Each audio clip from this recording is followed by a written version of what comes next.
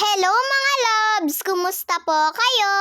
Medyo maaga nga po akong nagising kaninang umaga mga kalabs. Pupunta po kasi kami ngayon sa barangay. May programa po kasi sila mga kalabs para po sa community outreach program mga kalabs. At mga bata nga po yung kasali sa mga programa nila. Bago nga po kami umalis ay hinintay lang po namin yung iba po naming kasama. Eto nga nagbibiskwit at nagmamilo po muna kami dahil hindi pa po nakakapagluto si mama ng almusal namin. Para daw po kung sakaling magpunta daw po kami doon ay may laman po yung mga tiyan namin. Eto nga po at ako na lang din po ang nag-aayos sa pinsan ko. At maya-maya ay nagtawag na nga din po sila mga kalabs na pupunta na daw po kami doon sa barangay. Kasama ko po pala dito yung tita, tito ko, pati po yung pinsan, pati po yung lola ko. Kasama ko rin po pala si kuya ko dito pero uuwi din po siya kaagad. Tulad nga po ng sabi ko sa inyo noon mga kalabs ay malapit lang po yung barangay sa amin. Halos kapit-bahay nga lang po namin ito.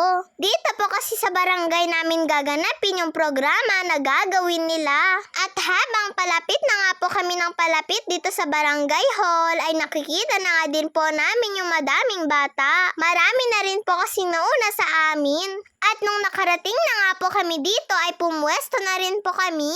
Marami nga pong activities ang pinagawa po nila sa amin. Tinanong nga po muna nila kung sino po yung gustong magkulay, magdrawing at kung sino din po yung gustong mga magbasa. Kaya eto nga po yung ginawa ko mga kalabs, nagdrawing nga po ako. At yung pinsan ko naman po ay nagkulay po siya. Dito po pala siya sa harap nakapwesto. Pinapalitan nga po ni ating ginagamit po ng pinsan ko na pangkulay dahil ballpen po yung ginagamit niya. At Crayola nga po yung pinalit ni ate. Andito din po pala yung inaanak ni mama na si Brielle. Napaka-cute nga po niya at malaki na rin po siya. 10 years old pababa po kasi yung pwedeng sumali dito sa programa nila. At maya-maya ay nagsabi na rin po sila na kakain na nga po kami. Nagdala nga po kami ng kanya-kanya naming bowl dahil magluluto po pala sila ng soup. Kinuha ko na nga din po itong pinsan ko dahil kami na po yung makikipila sa harap. At nung nakakuha na nga po kami ay pumwesto na rin po kami. Tinabi ko na nga lang po yung pinsan ko sa akin. Masarap nga po itong niluto nilang soup mga kalabs. Nagustuhan ko nga po yung lasa. Lalo na at mainit-init po ito. Habang kumakain po pala kami ng soup ay tinanong po sa amin ni ate kung may juice na daw po ba kami. Kaya ang sabi ko po ay wala pa po. Kaya eto binibigyan po kami ni ate ng tig-isa po naming juice ng pinsan ko. Habang kumakain po pala kami mga kalabs ay meron din pong naggigitara at kumakanta. Sumama po pala si Kulot kay mama sa pagpunta dito. Bago po kasi kami pumunta dito ay ayaw niya nga pong sumama sa amin. At nung nakita niya nga po itong soup na kinakain namin ay gusto niya nga din daw po. Kaya sinusubuan ko na lang po siya mga kalabs dahil sobrang init pa po nito. Gusto niya nga din po ng juice mga kalabs pero binigyan din po siya ng ate.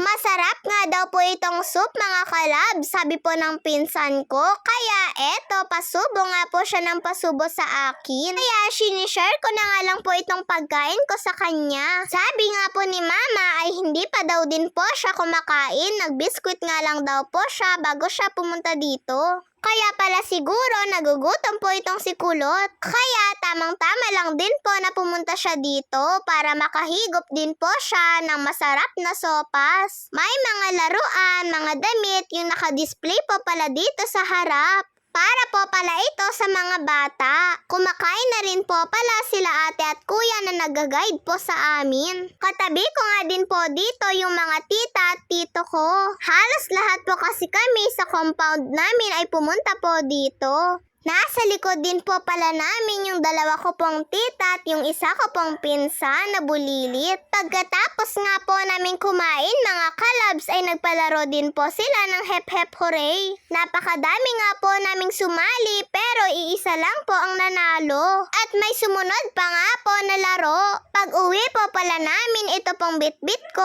ay mga candy at yung sa pinsan ko naman po ay manika. Pero yung iba ko nga pong kasama ay ang dami-dami nga nga po nilang naiuwing damit. Pero okay lang po mga kalabs, at least naranasan po naming sumali sa ganong programa. At kaninang tanghali po pala mga kalabs ay nagluto nga po si mama ng ulam namin. Adobong labong po pala ito pong niluluto ni mama. Ito nga po yung matagal ko na pong sinasabi kay mama na lutuin niya po ulit. Hindi ko po kasi alam kung ano pong pangalan nito, kaya maski si mama ay hindi rin po alam kung ano yung sinasabi ko. Pero nung nakita ko nga pong ito po yung niluluto ni mama ay sobrang natuwa nga po ako mga kalabs. Kaya sabi ko po kay mama, mama, ito po yung gusto ko pong lutuin mo.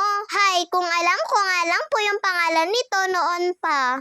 Kay nanay daw po pala itong labong, pero pinaluto niya lang daw po kay mama dahil naglalaba po si nanay. At nung nakaluto na po si mama, abat, kumain na nga din po ako kaagad. Hindi na nga po ako makapaghintay na matikman po itong labong. Mas gusto ko nga po na inaadobo yung labong mga kalabs kaysa po sa hinahalo ni mama sa dinengdeng. Mas napaparami po kasi ako ng kain kapag po adobo. Tignan niya naman po yung dami ng nasa plato ko. Niluto na nga din po ni mama yung hotdog na binili po namin kahapon. Sabi ko nga po kay mama ay masarap din po pala yung lasa nito.